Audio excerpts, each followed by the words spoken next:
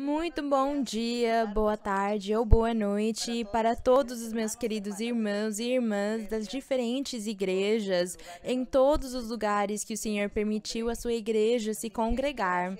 Agradecemos ao nosso Deus e a honra e a glória seja para o nosso Deus hoje. E todos vocês lá, os que estão assistindo, vocês podem se sentar, vocês podem sentar nas suas cadeiras, nos seus lugares, e nós vamos aqui estarmos atentos ao ensinamento, à doutrina, àquilo que Deus tem para nós hoje. Nós sabemos que há muitos de nós nos congregando, há muitas pessoas se congregando. Eu sei que há mais ou menos umas 30 ou 35 mil visualizações que há no momento do ensinamento, sem contar quantas pessoas há em cada lugar, em cada lar que está assistindo. E eu gostaria de cumprimentar todos vocês especialmente. Eu desejo para vocês muitas bênçãos, grandes bênçãos do nosso Senhor para todos vocês. Tomara que vocês abram os seus corações. Tomara que vocês sentem para realmente ouvir o ensinamento, mas não só isso, que vocês levem o ensinamento até os seus corações, para Deus agir nas suas vidas, para Deus abençoá-los, para Deus curá-los, para Deus libertá-los, porque por meio do ensinamento, o Senhor está fazendo muitas libertações, o Senhor, Ele está tirando muitas bruxarias, muitos feitiços, o Senhor está tirando doenças, o Senhor também está enxergando a petição, o desejo dos corações de cada pessoa. O Senhor está vendo tudo isso no momento que vocês abrem os seus corações para ouvir e aprender o ensinamento, para vocês abrirem a Bíblia e dedicarem uns minutos. Bem, comigo acaba sendo mais do que uns minutos, 1 hora quase. Eu peço desculpas porque eu não consigo não dizer todas as coisas que o Senhor mostra para mim, coisas muito formosas, e por causa disso eu peço desculpas pela minha demora, mas é que estamos nos deleitando no Senhor. Se vocês soubessem quantos milagres o Senhor faz, o Senhor está constantemente fazendo milagres, Ele sempre faz milagres por meio dos estudos bíblicos, por meio dos ensinamentos que nós temos que nem hoje, por meio de ouvir também as meditações que nós colocamos na internet. O Senhor sempre está se manifestando. E as pessoas que abrirem os seus corações, aquelas pessoas que conseguirem confiar em Deus e acreditar nele e abrirem os seus corações para Ele, vão receber as bênçãos do Senhor. Então não fiquem desanimados, não sintam que vocês são menos, que vocês são inferiores ou que vocês não vão ter a oportunidade de receber a bênção de Deus. Não sinta isso, porque é você, por meio da sua disposição, do seu coração, a sua confiança e a sua fé, é isso que faz você receber as bênçãos do nosso Deus. E hoje nós vamos nos deleitar na nossa leitura, vamos continuar lendo em Colossenses. E hoje nós vamos ler Colossenses, vamos ler em Colossenses no capítulo 3.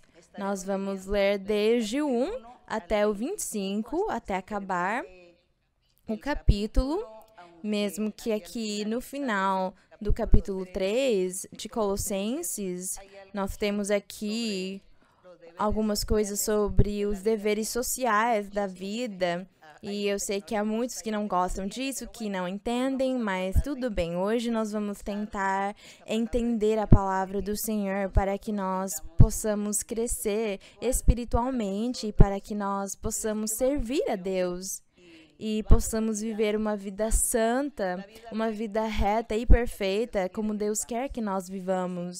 Então, vamos ler aqui em Colossenses, no capítulo 3, no verso 1, e é a continuação do capítulo 2, quando o apóstolo Paulo destacou e ressaltou a obra do nosso Senhor Jesus Cristo, a divindade do Senhor Jesus Cristo como Deus. Nós já falamos várias vezes que o Senhor Jesus Cristo, que Ele é a parte humana que Deus criou dele mesmo, Ele fez uma parte humana, Ele se tornou um homem para morar no meio dos seres humanos.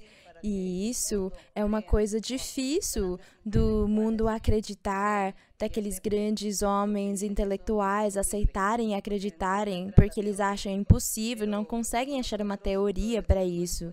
Mas nós sabemos que as coisas de Deus não têm a ver com teoria, tem a ver com confiar e acreditar em Deus, porque Deus é tão poderoso que para Ele não há nada impossível. Nada é impossível para Deus com o poder que Ele tem. Então nós acreditamos sim, nós acreditamos que o nosso Senhor Jesus Cristo é Deus e nós acreditamos que Deus deu para essa carne que Ele tomou para se tornar homem, Ele deu esse nome de Jesus o Nazareno.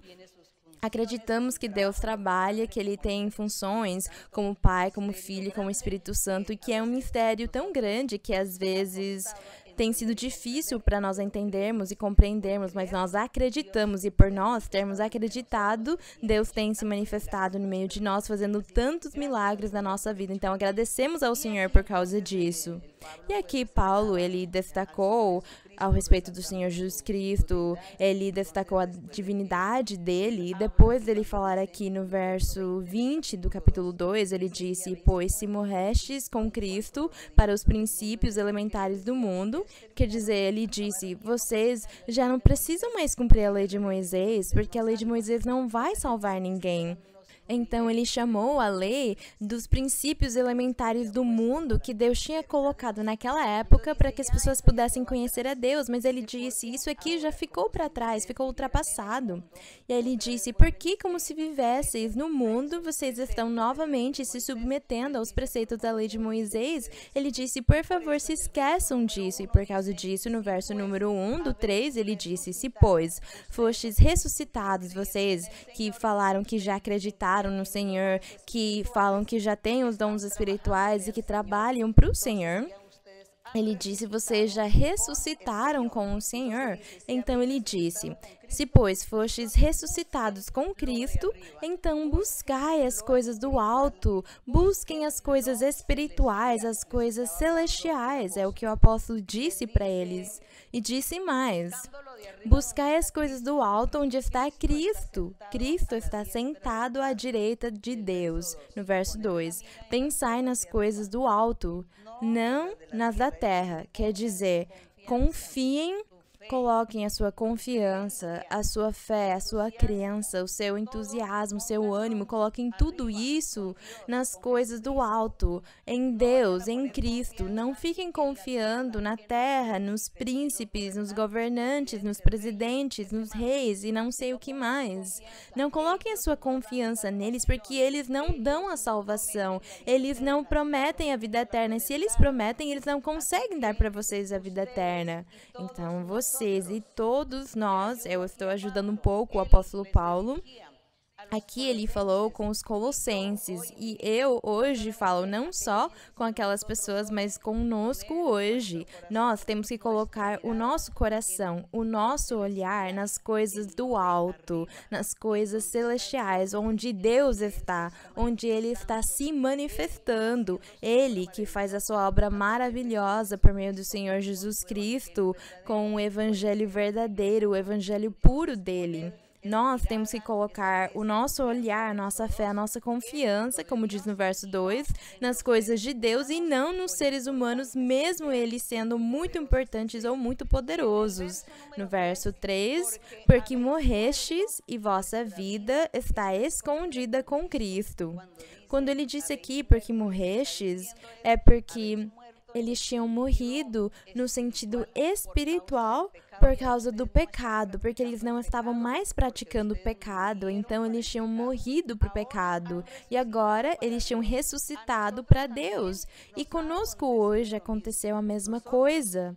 Nós, aqui, os que estamos na Igreja de Deus Ministerial de Jesus Cristo Internacional, nós também morremos, aqueles que seguimos a Deus, aqueles que já estamos há anos nos congregando como a Igreja do Senhor, nós morremos para o mundo, morremos para o pecado, nós não estamos mais praticando o pecado. Por causa disso, nós morremos. E agora estamos vivendo para Deus, nós vivemos para Ele.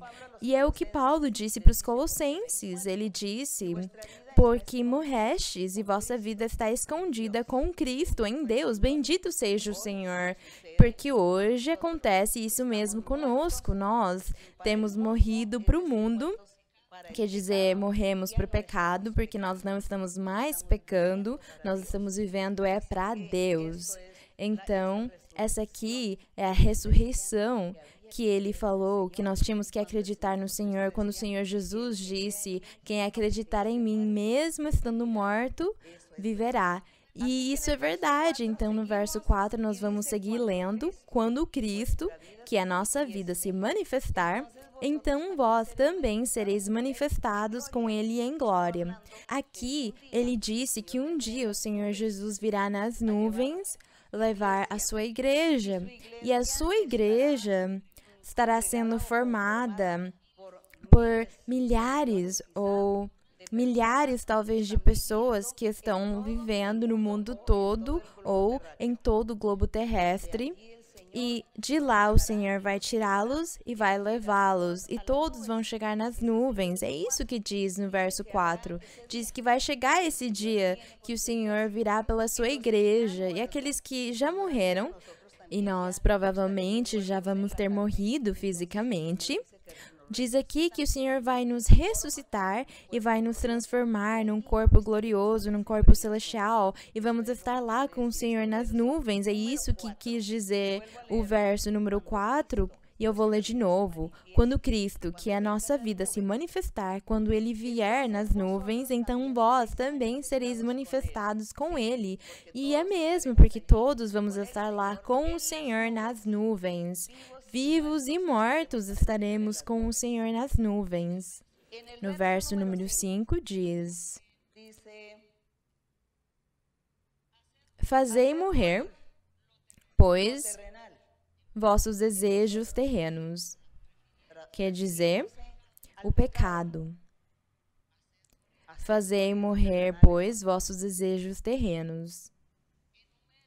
E aí ele faz uma lista de alguns dos pecados. Vamos nos lembrar que há muitos pecados, mas ele faz uma lista com alguns poucos. Ele disse: fazei morrer a fornicação, a impureza. Quando ele fala sobre a impureza, abrange, na verdade, muitas coisas. Abrange não só ações, como palavras também. Abrange muitas coisas, o que tem a ver com a impureza. Paixões desordenadas. Aqui ele falou sobre os vícios, as coisas exageradas que as pessoas fazem nas suas vidas. Ações que acabam sendo feitas em exagero. Ações que são feitas por exagero e as pessoas acabam se matando por causa disso.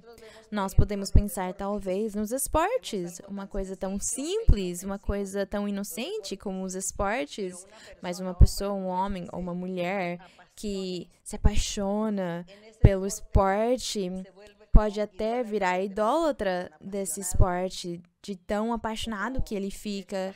É uma coisa exagerada que ele sente por esse esporte.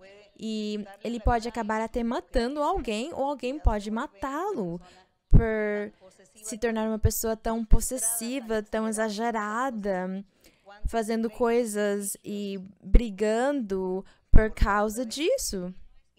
E não é que os esportes sejam pecado, não, os esportes não são pecado, mas há pessoas que não sabem lidar com aquilo de uma forma moderada, eles não sabem lidar com aquilo entendendo só como um momento de lazer, um momento de descanso, um momento de descansar, porque eu trabalhei muito hoje, eu vou descansar, então eu vou assistir um jogo porque eu gosto, e assiste, pronto, acabou. Pronto.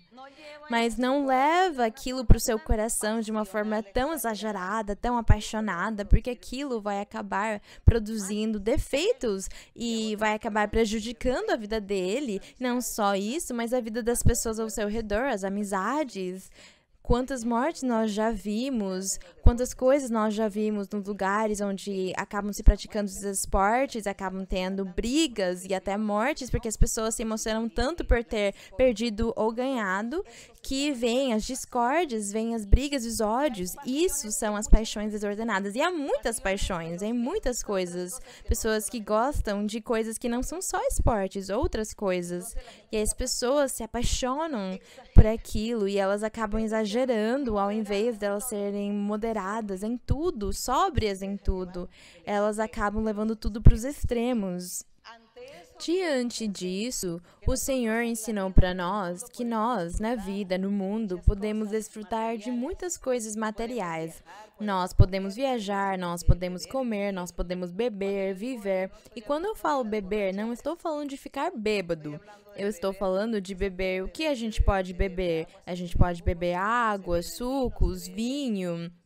Bem, bebidas alcoólicas, mas não no extremo de ficar bêbado. Isso é uma outra coisa. Então, a bebida ou o sono, na verdade, gera muito prazer dormir.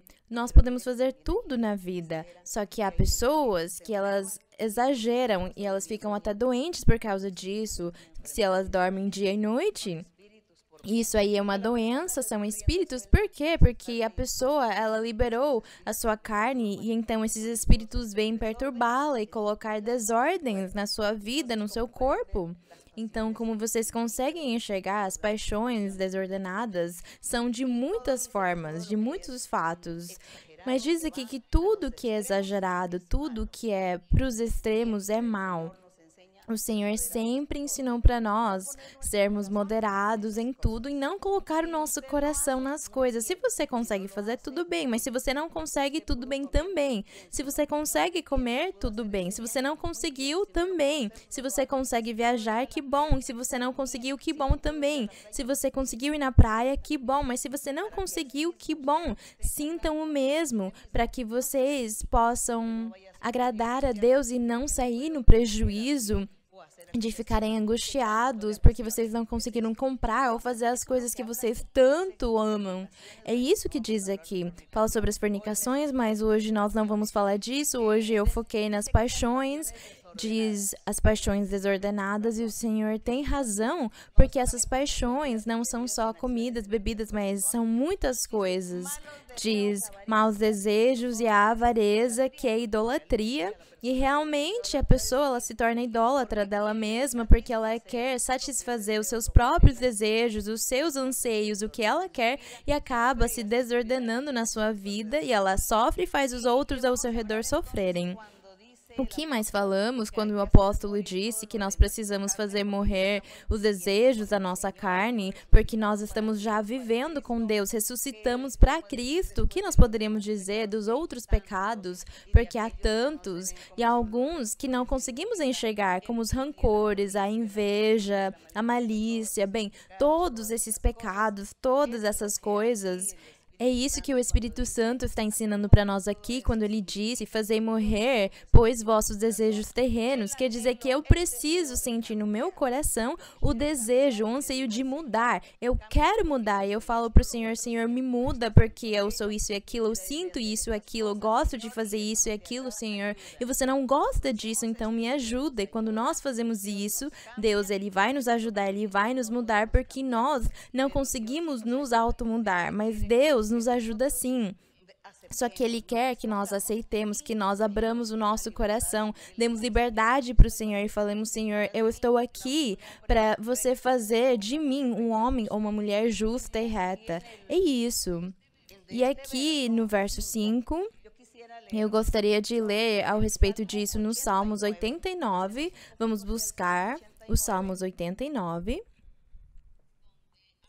Onde fala uma coisa ao respeito dos filhos de Deus. Porque aqui no verso 5, o apóstolo, ele enfatizou, ele insistiu que os crentes, aqueles que já tinham se convertido ao Senhor, aqueles que já conheceram o Evangelho do Senhor, que é para eles abandonarem muitas coisas, porque não dá para viver no pecado.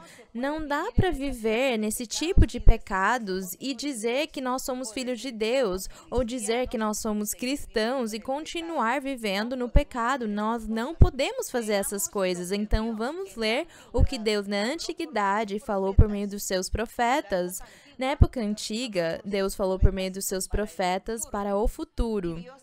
E Deus falou no Salmos 89, nós vamos ler desde o verso 30, desde o verso 30, o Senhor, ele fez uma promessa aqui no Salmos 89, ele fez uma promessa para o futuro.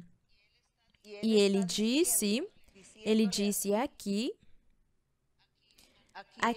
para o rei Davi, mas o rei Davi, ele era essa pessoa que representava o nosso Senhor Jesus Cristo como o rei. E Deus falou com Davi, mas ele não falou com Davi, mas era para o Senhor Jesus Cristo. O Senhor falava para o futuro e as pessoas nunca entenderam, elas nunca compreenderam as mensagens que estão aqui. Eles realmente acharam que Deus falava com Davi, o rei de carne e osso, mas Deus não estava falando com Davi, o ser humano, ele falava com o Senhor Jesus Cristo, na verdade. E no Salmos 89, ele disse aqui, no verso 19... ele disse, então falaste em visão a teus santos. Ele diz aqui que Deus falou em visão aos seus santos. Fisicamente, o rei Davi estava lá. E Deus falou com ele e disse, dei o poder de socorrer para um que é poderoso, exaltei a um escolhido de meu povo. Aqui ele estava falando do Senhor Jesus Cristo. E no verso 20, ele falou mais, ele falou, achei a Davi meu servo, eu o ungi com meu óleo santo. Minha mão o sustentará sempre. Ele disse, minha mão o sustentará sempre, sustentará Davi. Só que não era Davi o de carne e osso, era o Davi espiritual que é Cristo Jesus. Ele disse, minha mão sustentará sempre, meu braço fortalecerá. Essa aqui é a promessa que Deus fez, falando com Davi, com o rei Davi, mas falando sobre o nosso Senhor Jesus Cristo no futuro, que é o nosso Deus, e que ele enviaria o Salvador, e que ele pregaria o evangelho puro, e ele ensinaria as boas novas de salvação. Ele falou aqui com Davi o que o pai faria com o seu filho quando ele fizesse essa obra maravilhosa na terra, de construir o seu templo, a sua igreja, com pessoas de muitos lugares do mundo. Então, o pai falou aqui, nós vamos ler no verso 30, não, no 26, vamos ler no 26, e a promessa divina diz, ele me invocará, e nós vamos lembrar que nos evangelhos, quando nós lemos que o Senhor Jesus estava sofrendo na cruz, que ele estava sendo perseguido, ele clamou ao Pai e ele disse, Pai, por que me desamparastes? Por que me abandonastes? Entre outras coisas. Então, no verso 26, ele disse, ele me invocará, meu Pai és tu, meu Deus e a rocha de minha salvação. Diz, eu também o nomearei meu primogênito. O meu primogênito, nós já falamos ao respeito do primogênito, o primogênito da morte. O primogênito, Cristo, foi o primeiro que morreu e ressuscitou, e depois dele, todos os crentes no Senhor começam a morrer e ressuscitar para Deus. Nós já morremos e ressuscitamos para o Senhor. Mas diz aqui que o primogênito, o primeiro que aconteceu isso foi com o Senhor Jesus. Então, ele diz, ele me invocará, meu Pai és tu, meu Deus e a rocha de minha salvação. Eu também nomearei meu primogênito, o mais excelso dos reis da terra. Para sempre lhe conservarei minha misericórdia. Diz aqui que ele seria o mais excelso dos reis da terra. Aqui ele falou sobre o nosso Senhor Jesus Cristo. Ele não estava falando sobre o Davi de carne e osso, porque o Davi de carne e osso acabou morrendo e ele foi sepultado. Aqui fala sobre o Senhor Jesus Jesus Cristo, e é por causa disso que é uma promessa maravilhosa que destaca o nosso Senhor Jesus Cristo como aquele Rei, como aquele Deus, aquele Salvador poderoso que nós hoje temos que acreditar e continuar acreditando nele. E aqui no verso 28 diz: para sempre lhe conservarei minha misericórdia, é o que o Pai disse. Minha aliança com ele será estável. Quer dizer que não haverá nenhum outro momento na vida onde Deus vai se manifestar para a humanidade com um outro método de salvação, porque agora o método de salvação é Cristo, que no verso 29 do Salmos diz: estabelecerei sua descendência. Quem são a descendência de Cristo? Os crentes, a igreja, que é o seu corpo. Eles são a descendência de Cristo Jesus. E no 29 nós vamos ler de novo: estabelecerei sua descendência para sempre, e seu trono como os dias dos céus. Se seus filhos deixam minha lei, prestem atenção, irmãos. Pessoas que vieram pela primeira vez ou que são recentes, que hoje estão nos visitando, também prestem muita atenção no ensinamento, porque também é para vocês, porque vocês também farão parte. Deus tem planos formosos com vocês e quer abençoá-los e quer salvá-los. Então, vocês precisam aprender também. Diz aqui, nós estamos falando sobre a descendência de Jesus Cristo.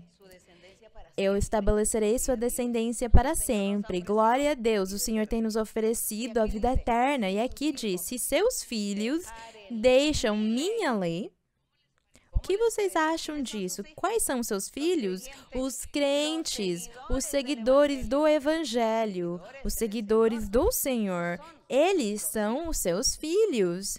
Se deixarem minha lei. Qual é a lei? A lei de Moisés? Não, é a lei do Evangelho, que é a mesma lei do Espírito de Deus. É essa a lei, o Evangelho puro. É essa a lei, é essa a lei. E o que diz sobre essa lei? Nós lemos no verso 5, lá em Colossenses, quando o apóstolo disse: façam morrer todos esses pecados, e ele ainda faz uma lista deles. Então, se nós falamos que somos filhos de Deus, mas continuamos praticando todos esses pecados, o que vai acontecer? O Senhor vai falar para nós que os seus filhos, os meus filhos, deixaram minha lei e eles estão seguindo o pecado. Então, observem o que diz no verso 30.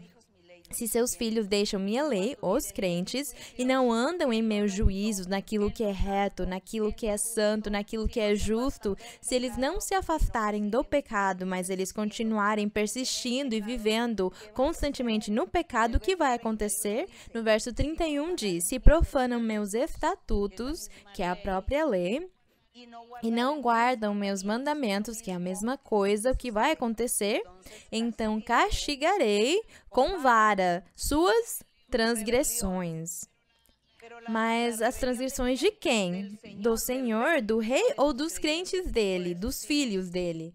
Dos filhos dele. Então diz aqui: castigarei com vara suas transgressões e com açoite suas maldades. Então, Deus, Ele castiga. Deus nos castiga. Tomara que Deus nos guarde disso, que o Senhor nos proteja. Nós que temos acreditado que há alguns anos que estamos diante do Senhor, há pessoas que estão há 10, 15, 20, 30, 40 anos. Eu faz mais de 50 anos que conheci o Senhor e segui o caminho dele. E eu peço para Ele me guardar e me proteger de acabar sendo uma filha desobediente. Como diz aqui, que eu acabe me afastando da lei do Senhor. Eu peço para Ele sempre me ajudar. E Ele me ajuda porque eu o amo.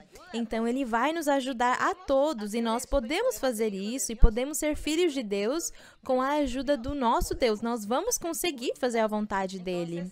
Então, acontece, vejam o que diz aqui para os crentes que deixam a lei, ou os mandamentos, ou os estatutos, que é a mesma coisa. Diz aqui que Ele vai castigá-los com vara e com açoites.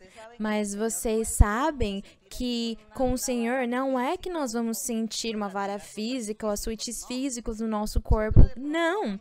O que nós vamos sentir, talvez? Por exemplo, essa pandemia, o que é? O que vocês acham que essa pandemia é? provavelmente essa pandemia, alguns açoites, algumas chicotadas que o Senhor quis dar para o mundo. E entre eles, nós estamos também participando disso. Por quê? Porque provavelmente nós temos falhado com o Senhor, provavelmente nós não temos feito coisas retas diante dele e por causa disso temos sofrido um pouco com essa pandemia. E diz aqui, mas bem, se nós formos falar de mais açoites, de mais varas, o que seriam os acidentes, as doenças, a pobreza, a tristeza, a infelicidade, a pobreza física e espiritual, a infelicidade, o desejo de se suicidar, pessoas que são infelizes, outros que matam outros, há tantas coisas que acontecem, não é? A pobreza, a miséria, a escassez, a falta de trabalho, a falta de estudo. Nós precisamos pensar e analisar tudo aquilo e pensar que talvez seja algum açoite, alguma chicotada que o Senhor está dando em nós para alguma coisa que fizemos. Por causa disso, precisamos olhar para a nossa vida constantemente, o que nós estamos fazendo para conseguirmos nos corrigir e também ler a Bíblia para aprender os estatutos e os mandamentos, aprender as coisas de Deus, porque isso é o mais importante. E dessa forma nós vamos conseguir ser filhos obedientes para Deus. Eu queria ler isso aqui para vocês, porque o Senhor disse, eu castigarei com açoites, mas no verso 33 ele disse, mas eu não retirarei dele, de Cristo, do Salvador, eu não retirarei dele a minha misericórdia. E qual foi a misericórdia dele? Nem desmentirei minha verdade, ele disse. Não esquecerei minha aliança que eu fiz com Abraão, nem mudarei o que saiu de meus lábios. É o que ele disse.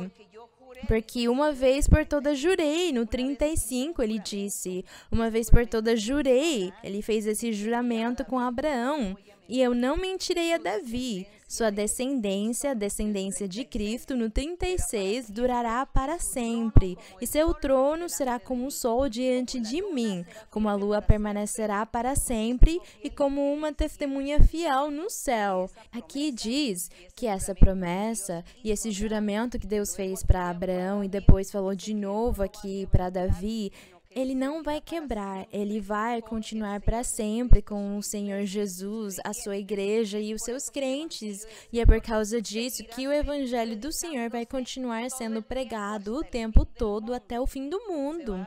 Até o fim do mundo vai ser pregado o evangelho. E não vai ter mais uma outra aliança, ou outro caminho, ou outro ensinamento de salvação, uma outra via de salvação. Não vai ter. É Jesus Cristo o único. Então, Cristo é aquele que hoje nós estamos pregando, que o apóstolo Paulo também pregou, é o mesmo que hoje nós pregamos.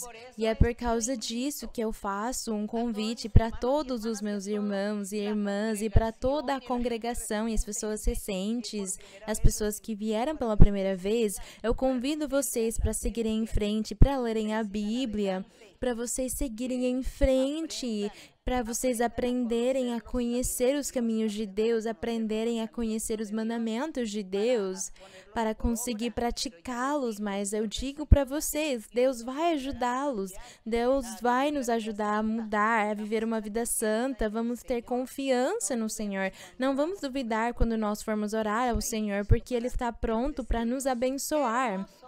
É tão formoso o caminho do Senhor, vocês não acham? Então, a glória seja para o nosso Deus. Vamos continuar lendo em Colossenses, vamos continuar lendo no verso 6, não é? Mas então, no verso 5, de tudo que nós acabamos de ler, o apóstolo realmente aqui insistiu. Façam morrer, não pratiquem as coisas terrenas, não pratiquem mais os pecados, porque no verso 6 diz, por causa dessas coisas é que vem a ira de Deus sobre os filhos, vai vir sobre os filhos da desobediência. Então é isso. Nós não podemos continuar vivendo no pecado, persistindo no pecado. O verso número 7, nas quais também vós andastes em outro tempo quando vivíeis nelas. Ele disse, vocês, os colossenses, também viveram nesses pecados todos antes de se converterem, quando vocês eram idólatras. Mas agora o Senhor mudou vocês, vocês ressuscitaram, vocês morreram para o pecado e estão vivendo para Cristo. Então sigam em frente e não continuem pecando. No verso 8, ele disse, mas agora descartem todas essas coisas, a ira, a indignação, a malícia, a blasfêmia, descartem as palavras obscenas de vossa boca. Observem que existem muitas palavras obscenas nas pessoas que não têm a Deus, que não conhecem a Deus. Elas também existem em todos os meios de comunicação, a internet, todas essas coisas que nós chamamos a multimédia, não é? Que existe. Nisso tudo vocês vão achar os xingamentos, os palavrões, as coisas de duplo sentido, até mesmo as músicas. Há tantas músicas e coisas que se apresentam no mundo que são a moda, que os cantores com essas modas cantando sobre coisas de duplo sentido e palavras que não convêm, que contaminam a alma e o espírito. Bem, nós vivemos no meio do mundo. Nós vivemos no meio do mundo e às vezes temos de ouvir essas coisas.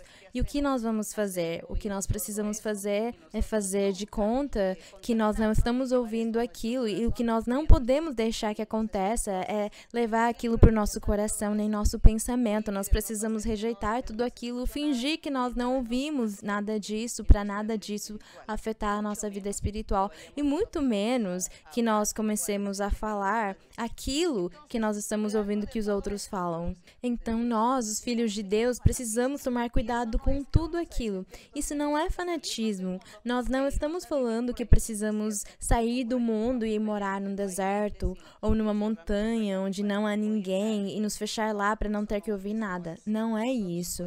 Nós podemos viver no meio de todas essas coisas, só que não fazemos aquilo, não pensamos aquilo, não colocamos aquilo no nosso coração, nem nos contaminamos desse jeito. Dessa forma, não vamos desagradar ao nosso Deus. Mas como crentes, vocês precisam sim tomar cuidado. Porque eu já ouvi de muitos crentes, conheci muitos crentes que estando na igreja há 10, 15, 20 anos na igreja e eles ainda falavam uns palavrões gigantes, eles faziam uns xingamentos terríveis, eles se enraiveciam e falavam com as pessoas e as xingavam de uma forma terrível. E eu ficava chocada pensando, mas essa pessoa ainda não entendeu o plano de Deus, ela não tem temor a Deus, ela não quer amar nem agradar a Deus. É isso? Então nós precisamos tomar muito cuidado com esses palavrões. Qual o verso que nós estávamos lendo antes? Aqui na frente vocês poderiam gritar para mim? Nós vamos ler no 9, no verso número 9. Eu esqueci de falar para vocês, os meus queridos irmãos, que eu estou aqui acompanhada dos queridos irmãos da colina. Eu acredito que há uns 1.200, 1.400. Uns pouquinhos, bem. E vamos aqui continuar lendo no verso 9, onde diz, não mintais. Bem, aqui no verso 8 nós já falamos palavras obscenas de vossa boca, não mintais uns aos outros. Vejam, a mentira há muito, não é? A mentira existe muito nas pessoas. Eu sei disso, as mentiras. E com as mentiras acaba se destruindo a paz, a felicidade, acaba se destruindo as outras pessoas e eu acabo me destruindo. As mentiras fazem muito dano. E há pessoas que falam, mas é que uma mentirinha branca que eu falei. Mas tomem cuidado para não confundir uma mentirinha inocente com uma coisa que realmente possa destruir. Tomem muito cuidado. Bem, não mintais uns aos outros, porque vocês já se despojaram daquela velha personalidade de pecado que vocês tinham com as suas práticas. Então ele disse, é hora de parar de mentir. E ele disse no 10, e vos revestistes do novo, um novo homem, um novo ser, o qual, conforme a imagem de Deus, renova-se até o conhecimento pleno. Ele disse que os filhos do Senhor, os crentes no Senhor, nós vamos nos renovar aos poucos até termos a imagem do Senhor Jesus Cristo e até chegarmos ao conhecimento pleno do nosso Deus, da palavra dele, a doutrina, o jeito de agir na nossa vida. Bendito seja o nome do Senhor. São promessas muito formosas, as promessas do Senhor são muito lindas. No verso 11, é claro, no verso 10 diz que Deus faz esse milagre, essa obra maravilhosa, ou esse milagre tão grande na vida dos seus crentes, aqueles que abriram os seus corações para mudar. E diz que ele vai colocar a própria imagem dele em nós. Um dia nós vamos ter a mesma imagem do Senhor, com o mesmo coração dele, o mesmo pensamento, os mesmos sentimentos que o Senhor teve, nós teremos também. E diz no verso 11 que quando Deus tiver feito esses milagres, essa obra maravilhosa em todos os seguidores dele, que somos nós, Deus não vai mais olhar se é grego, se é judeu. É claro, o apóstolo naquela época estava falando com a Europa, porque naquela época só existia igreja na Europa. Era aquele velho mundo que nós chamamos, não é? Porque aqui na América Latina, talvez, provavelmente, não existiam seres humanos quando o Senhor Jesus Cristo se manifestou. Bem, nós não sabemos, eu não fiquei estudando a história. Por favor, não me critiquem, porque às vezes os historiadores acabam me criticando. Irmã, você falou isso aqui, mas não é isso. Napoleão, ele não chorou, ele riu. Então, tudo bem, tudo bem. Por favor, não critiquem a minha história, porque eu fiquei com preguiça de enfatizar na parte histórica. Me desculpem, mas eu suponho alguém poderá me dizer que realmente sim, tinha pessoas quando o Senhor Jesus veio na América Latina, mas o que o apóstolo Paulo quis dizer no verso 11 é que nem grego, nem judeu, nem a circuncisão, quer dizer, nem os que praticam a lei, nem os que não praticam a lei de Moisés, eles são os circuncisos ou os incircuncisos. O circunciso era aquele que praticava a lei de Moisés e o incircunciso é aquele que não fazia parte do povo de Israel e não se circuncidava. Nós fazemos parte daqueles incircuncisos, só que hoje, com o Senhor, nós não somos mais incircuncisos porque o Senhor circuncidou o nosso coração, porque Ele tirou de nós aquela parte pecaminosa da nossa carne e nos deu santidade, nos deu os dons espirituais, então nós não somos mais incircuncisos porque recebemos uma circuncisão espiritual, glória ao nosso Rei. Então o Senhor disse que Ele não vai mais olhar que nem na antiguidade, que Ele só olhava para o seu povo de Israel, que eram aqueles que se circuncidavam. No Evangelho do Senhor agora, Ele não faz mais isso. Não há nem grego, nem judeu, nem o circunciso, nem o incircunciso, nem o bárbaro, nem o cita. Os citas eram um grupo de pessoas nômades que moravam no sul da Europa, perto do Mar Morto. Eram pessoas que não tinham uma moradia fixa, eles não tinham um país, nem um povo. Eles andavam vivendo de cá para lá e de lá para cá, então eles não eram de lugar nenhum. Eles não tinham, como é que chama? Aquilo não é cidadania, é uma região, um território. Então, eles não tinham um território próprio para falar, é que eles são de lá, de Andaluzia, por exemplo. Eles andavam de um lugar para o outro e, por causa disso, eles eram menosprezados pela sociedade e pelos outros povos que tinham os seus próprios territórios e governos. Então, o Senhor disse aqui, eu também vou buscar eles, se eles se converterem aos meus caminhos, eles também têm direito da salvação e darei para eles o território celestial. É isso que Deus disse aqui. Por causa disso, no verso 11, ele faz essa lista.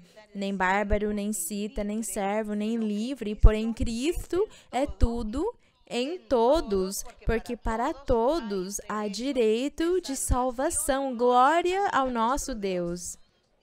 Todos têm direito. Todos.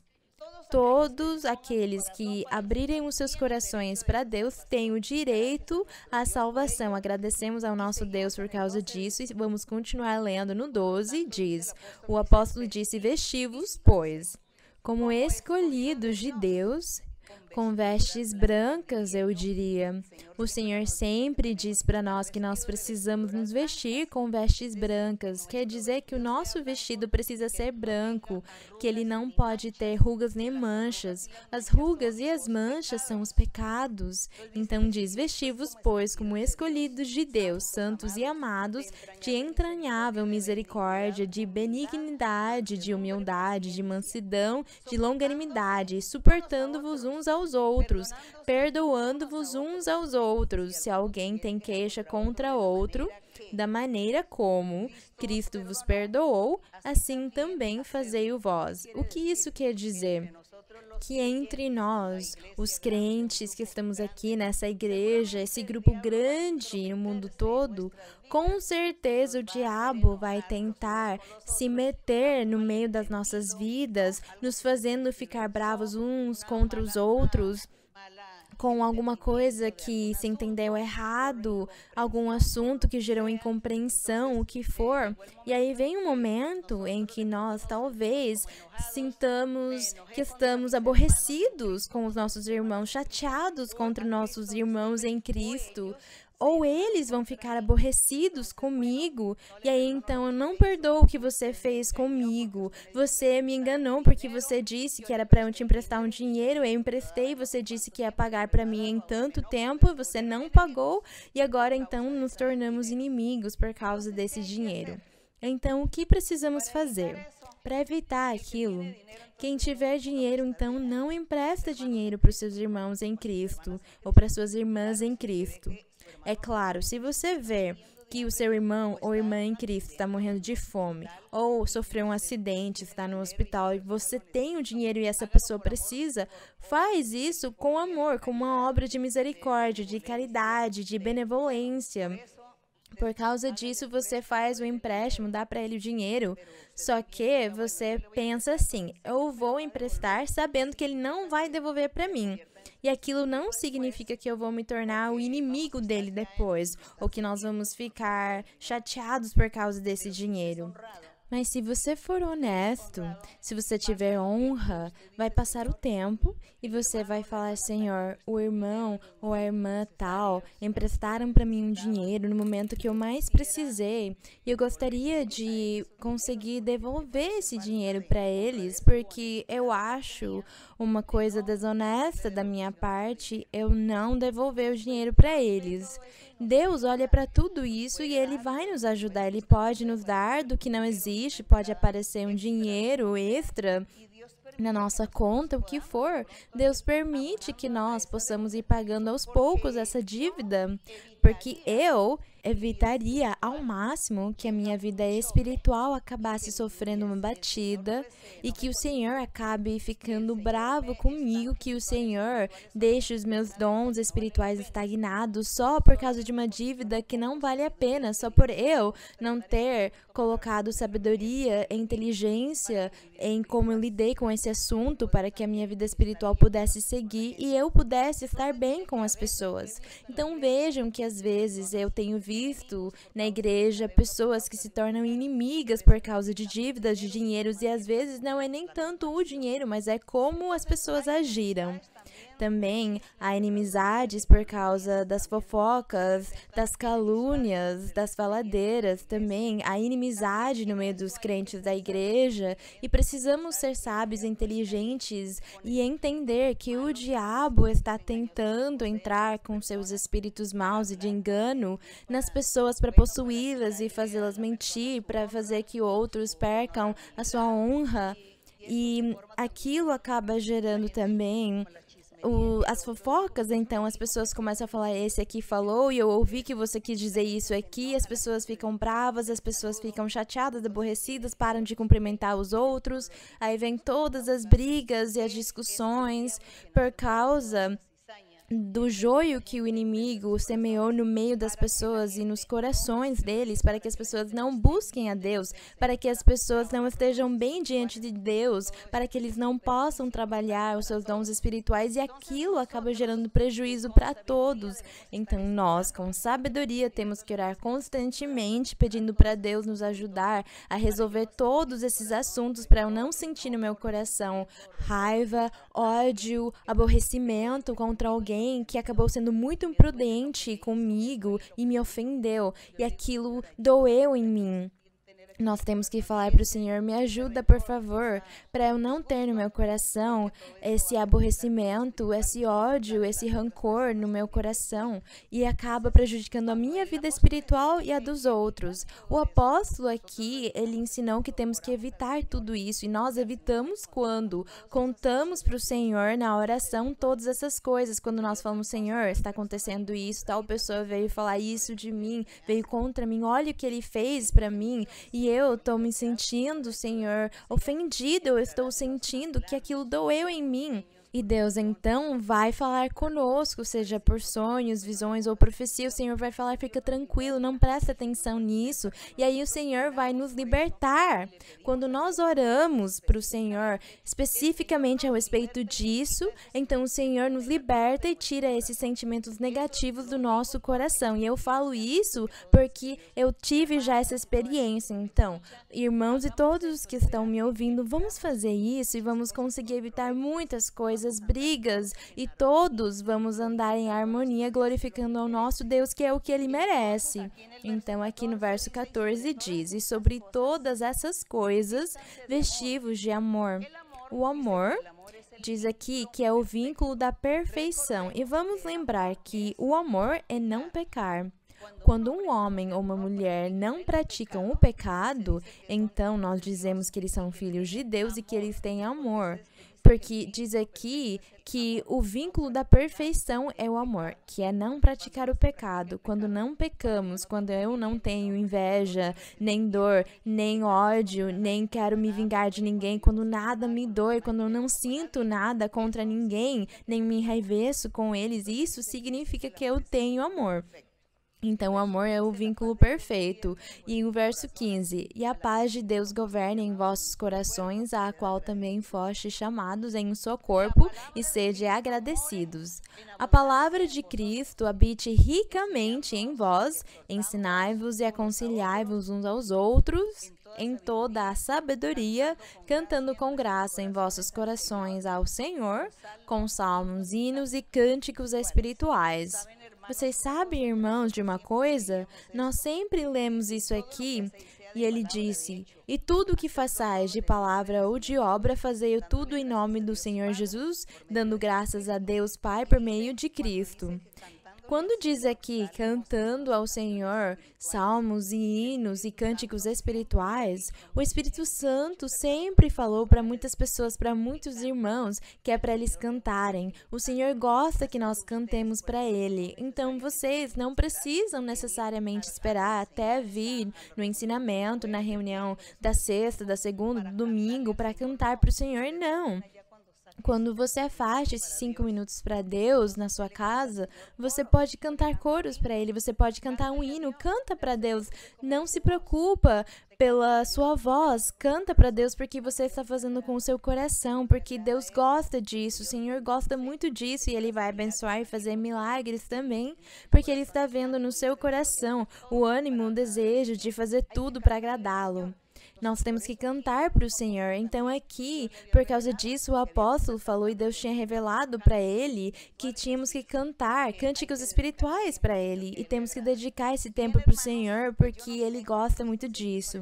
Bem, irmãos, eu não sei se continuar lendo, são 5 versos. Eu vou continuar lendo, porque aqui mudamos o assunto já. Mudou o assunto e não se esqueçam, cantem ao Senhor. cantem coros ao Senhor, cantem hinos para Ele. Aqueles que conseguem compor músicas, então façam músicas para o Senhor e cantem para Ele. Aqueles que sabem tocar instrumentos musicais, então toquem esses instrumentos, cantem ao Senhor, o façam para Deus. Vocês não precisam esperar a ser contratados pela igreja para vir cantar aqui. Seria muito bonito, mas não dá o tempo. Mas vocês podem fazer para Deus lá nas suas casas. Vocês podem tocar no piano, o acordeão, ou a trombeta, o violão, o violino, e cantar para o Senhor uma melodia. Falar, essa aqui é para você, Senhor, eu vou tocar essa melodia para ti, Senhor. Depois pode cantar para Ele também. E é muito lindo, Deus vai abençoá-lo e vai dar chuvas de bênçãos para vocês por isso. E eu vou mudar o assunto. Diz aqui, deveres sociais da nova vida em Cristo Jesus. Bem, rapidinho eu vou ler porque eu já tinha falado disso no ensinamento exatamente, e no meio da pandemia eu dei um ensinamento sobre isso, mas vamos ler para conseguir terminar o capítulo. Diz, esposas, estais submetidas a vossos maridos como convém no Senhor. Mas quais são essas casadas, essas esposas? São as mulheres do mundo?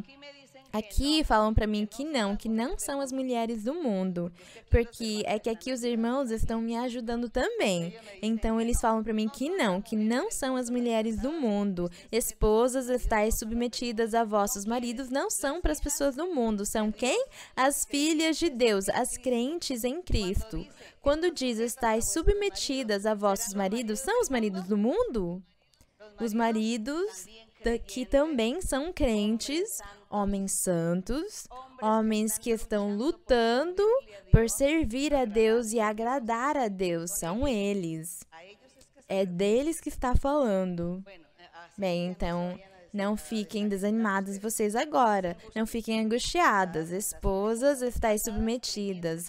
Esposas crentes em Cristo, filhas de Deus, estais submetidas a vossos maridos santos, que também são crentes, como convém no Senhor. Sabem que eu acho que o apóstolo acertou muito ensinando isso aqui, porque eu conheci no mundo, durante o trajeto da minha vida espiritual, nas igrejas que eu vi no mundo, eu conheci crentes, eu conheci esposos e esposas, onde o esposo ele está na igreja e dá a impressão que ele tem dons espirituais, e na igreja alguns que até conseguiram pregar, mas falavam uns palavrões tão fortes, ficavam xingando, falavam palavras obscenas, bem, e eram tão bravos, eram de mau humor, eram cheios de raiva, tratavam muito mal as suas esposas. E aí essas esposas podem pensar, mas como você quer que eu fique submissa se você me trata desse jeito? Você vive a sua vida de um jeito no lar, mas quando você vai na igreja, você se torna um santo, você finge ser um santo, é o que elas têm falado.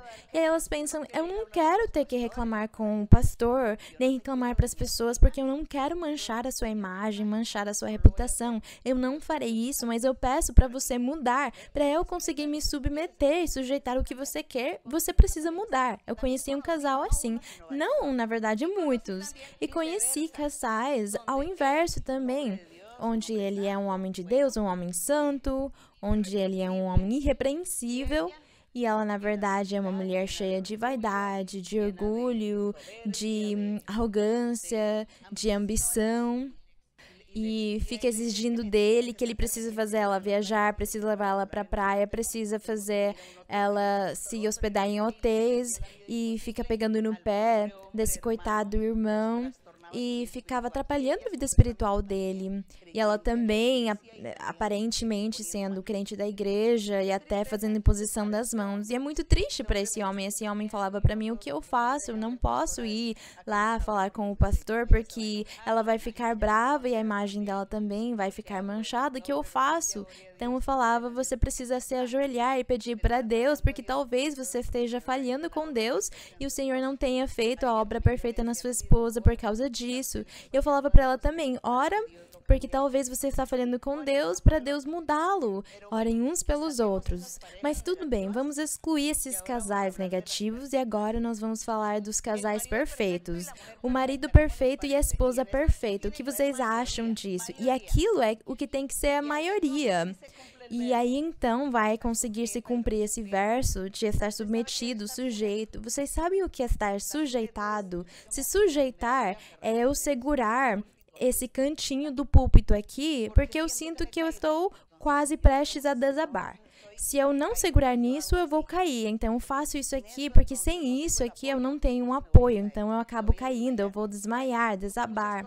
Muitas coisas podem acontecer comigo. Então, eu vou me segurar nisso aqui para conseguir me suster. Isso é o que significa se sujeitar. Porque as pessoas achavam que se sujeitar ou se submeter é ser escravo ou escrava. E isso não é assim. Nós estamos submissos ao nosso Senhor Jesus Cristo. Nós nos apoiamos no Senhor, nos seguramos nele, porque se nós não estivermos segurando nele, se o Senhor nos soltar da sua mão, então o diabo pode vir fazer tudo contra nós e nos destruir.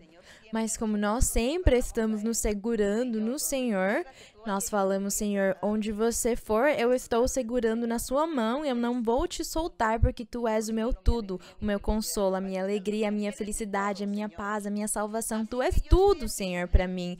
Então eu estou aqui me sujeitando a ti. É isso que significa a submissão. É isso que significa se submeter ao seu esposo.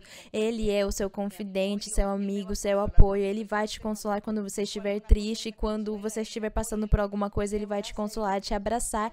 É isso. Ele é o seu apoio. Por causa disso, o apóstolo falou para as mulheres se submeterem. Porque, por exemplo, há um problema, não há dinheiro. Quem é o primeiro que vai resolver?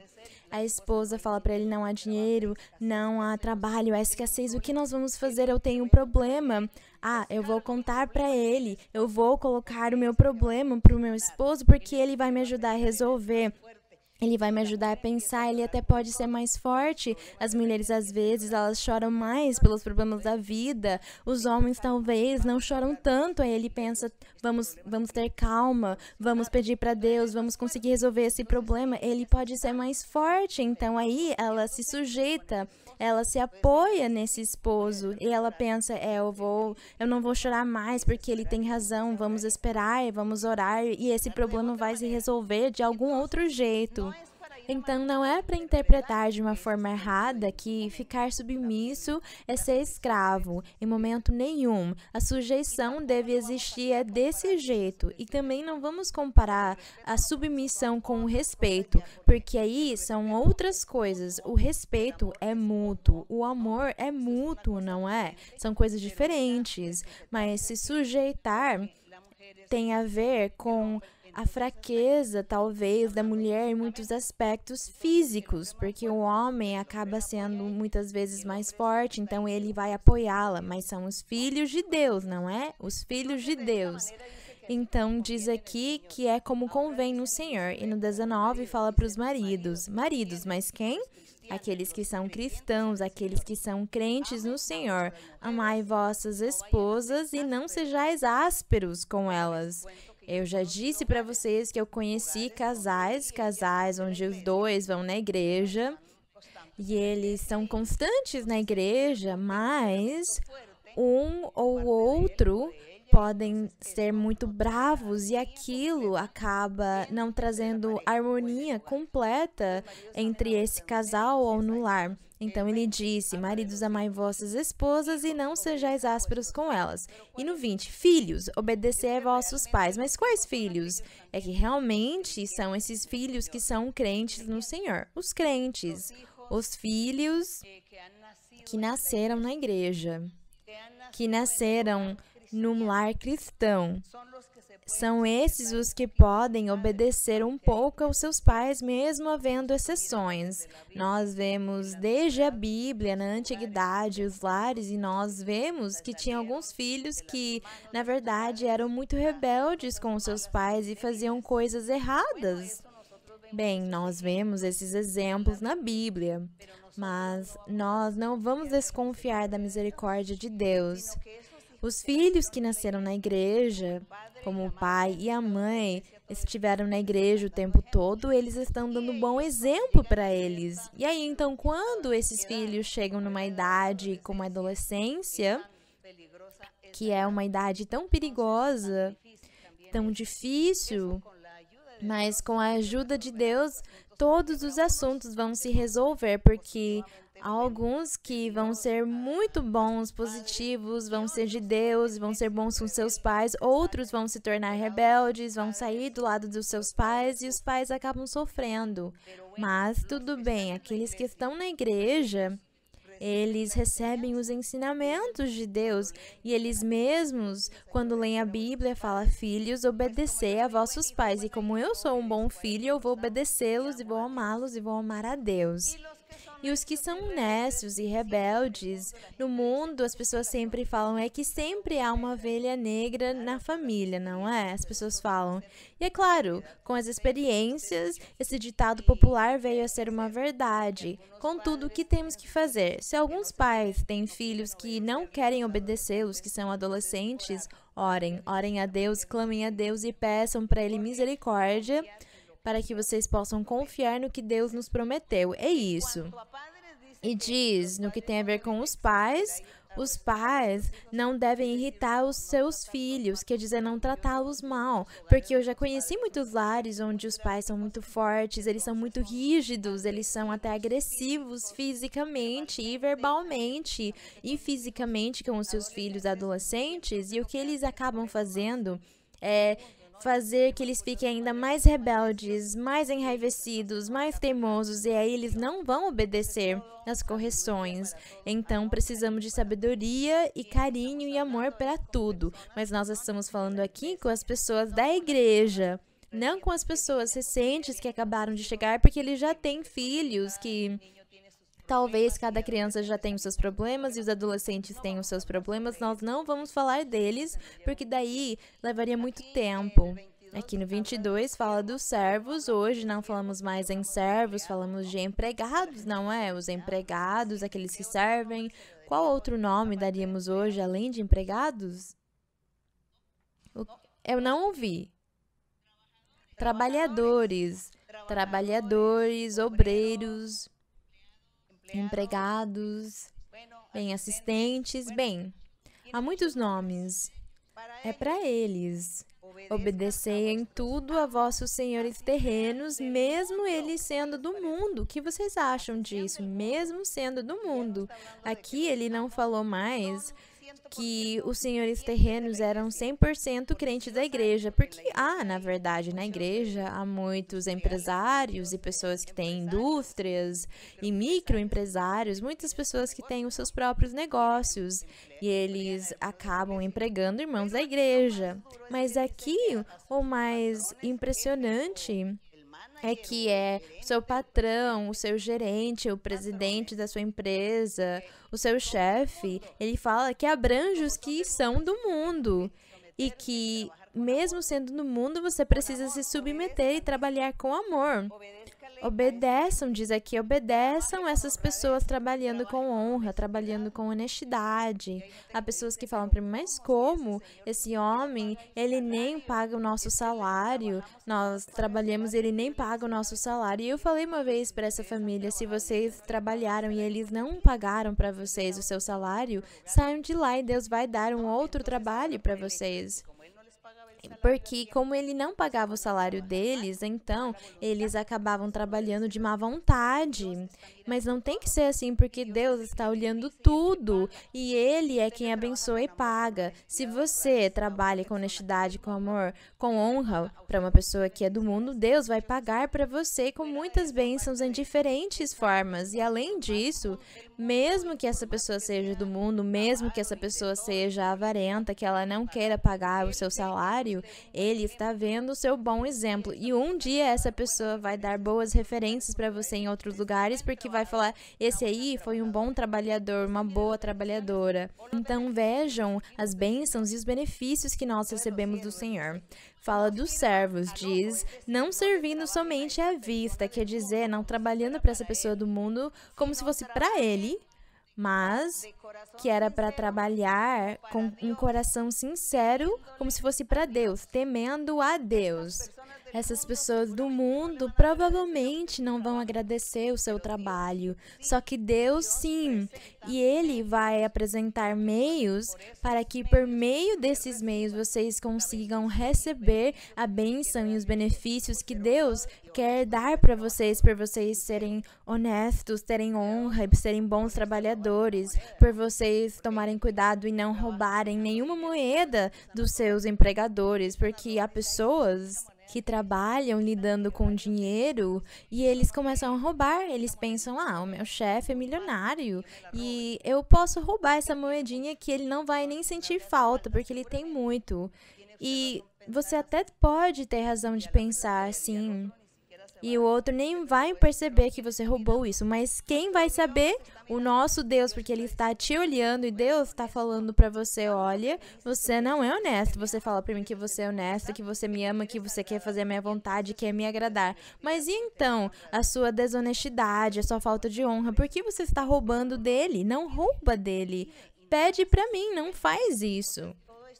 Então, é isso que Deus ensina para nós, é isso que Deus nos ensina, para nós trabalharmos e fazermos tudo como se fosse para Deus e não para os homens, porque é Deus quem dá a recompensa para nós. A humanidade não pode nos recompensar, só Deus, é isso.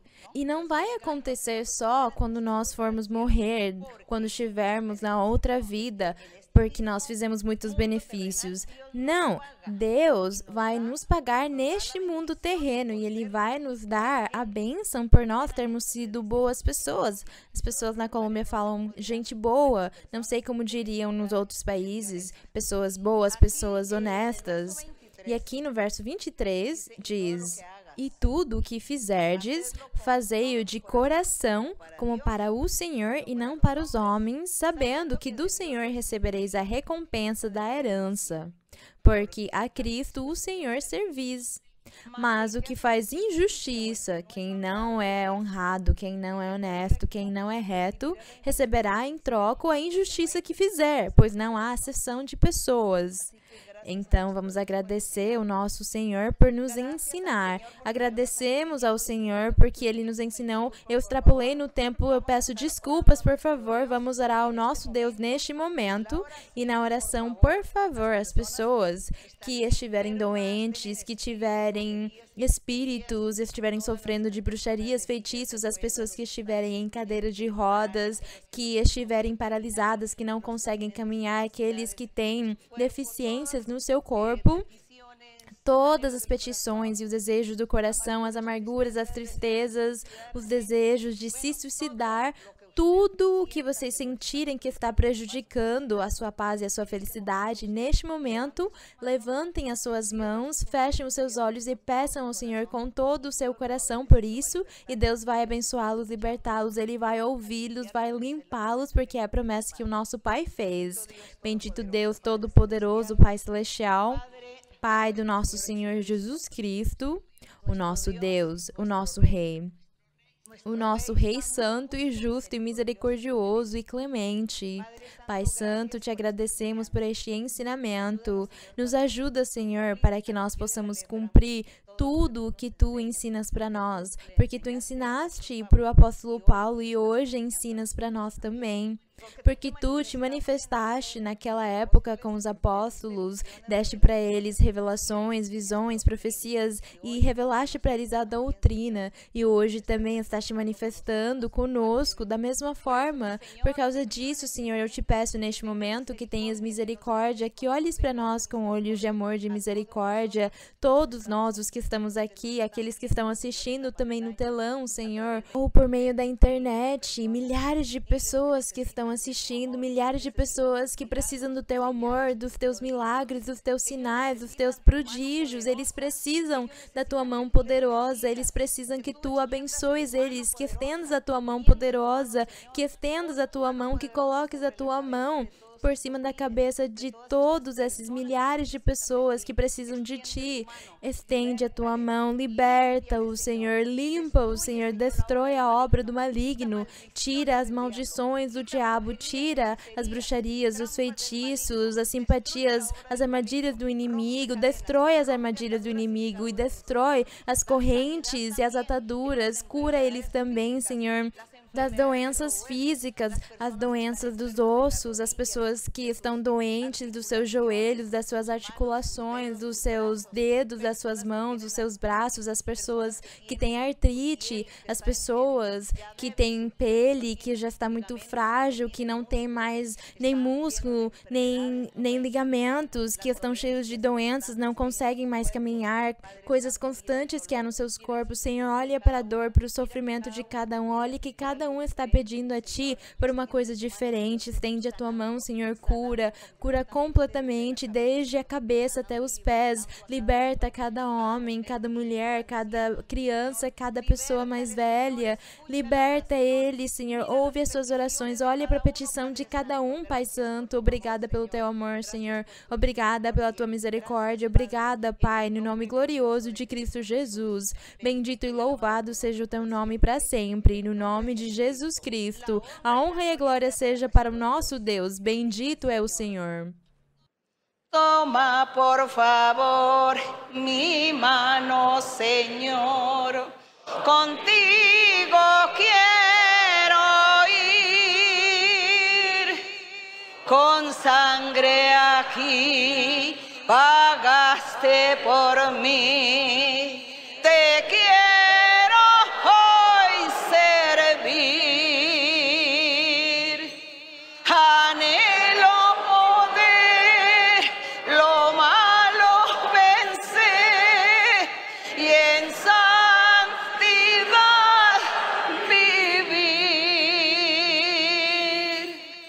Toma por favor mi mano, Señor. Contigo quiero ir. Glória ao Senhor. Bendito é Deus. Agradecemos ao nosso Pai, os meus queridos irmãos, muito obrigada aqui para os irmãos da colina, muito obrigada a todos vocês. Deus abençoe todos, muitos beijos para as crianças e para vocês, um forte abraço. Até mais!